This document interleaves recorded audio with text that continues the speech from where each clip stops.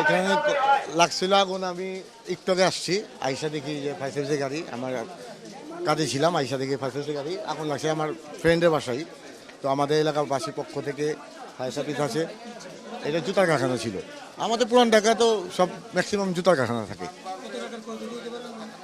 এটা আমি বলতে পারবো না, হয়তো আরো লাখখানিক হইতে পারে। হ্যাঁ, ভয়াবহ ছিল, প্রথম ভয়াবহ ছিল। আমি পরে হিসাবে শুনছি, প্রথম ছিলাম না আমি। আগুন ভাই বিশাল বড় আগুন। আমরা নেশাত কাজ করতেছি, এর ভিতরে উপরে এক মানুষ, আমরা কারিগরের আগুন লেগেছে ভাই, হঠাৎ করে এটা আমরা বলতে হয় না। বিশাল বড় আগুন লাগছে।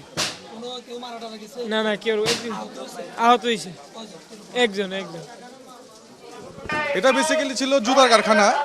এখানে 3-4 জন মিলে ভাড়া নিয়ে জুতার কারখানা পরিচালনা করে। তো হঠাৎ করে আমরা শুনছি আগুন লাগছে, আমরা দৌড়ে চলে আসছি। আসার পর থেকে ভয় আগুন। এই আগুনের কারণে আমরা এলাকাবাসী যারা ছিলাম তারা তাৎক্ষণিকভাবে বাসা থেকে পানি মারার পরে মনে করেন যে কিছুটা নিয়ন্ত্রণে আসার চেষ্টা করছে। পরে ফায়ার সার্ভিস দক্ষতার কারণে আমরা তাতে এটা নিভাইতে পারছি। জি, একটা ছেলে আহত হয়েছে, এই 12 থেকে 15 বছর হইব, তার এক সাইড জ্বলে গেছে, কিন্তু তারকে ঢাকা মেডিকেল পাঠানো হয়েছে।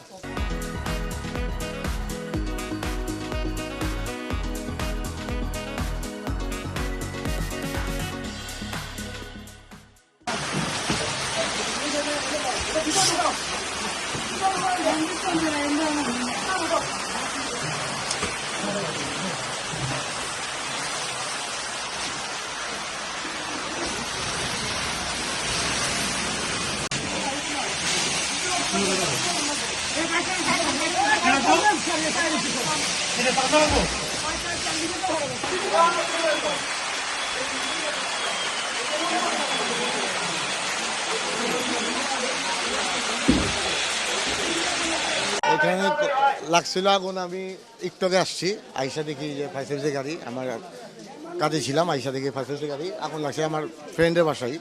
তো আমাদের এলাকার বাসীর পক্ষ থেকে ফায়ার সার্ভিস আছে। এটা জুতার কারখানা ছিল আমাদের পুরান ঢাকা, তো সব ম্যাক্সিমাম জুতার কারখানা থাকে। এটা আমি বলতে পারবো না, হয়তো আরো লাখখানিক হইতে পারে। হ্যাঁ, ভয়াবহ ছিল, প্রথম ভয়াবহ ছিল। আমি পরে হিসাবে শুনছি, প্রথম ছিলাম না আমি। আগুন ভাই বিশাল বড় আগুন।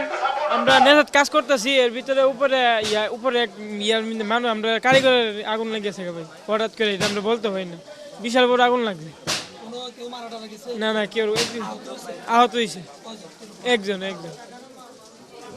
এটা বেসিক্যালি ছিল জুতার কারখানা।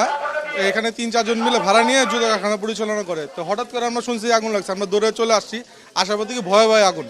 এই আগুনের কারণে আমরা এলাকাবাসী যারা ছিলাম তারা তাৎক্ষণিকভাবে বাসা থেকে পানি মারার পরে মনে করেন যে কিছুটা নিয়ন্ত্রণে আসার চেষ্টা করছে। পরে ফায়ার সার্ভিস দক্ষতার কারণে আমরা তাতে এটা নিভাইতে পারছি। জি, একটা ছেলে আহত হয়েছে, এই 12 থেকে 15 বছর হইব, তার এক সাইড জ্বলে গেছে, কিন্তু তারকে ঢাকা মেডিকেল পাঠানো হয়েছে।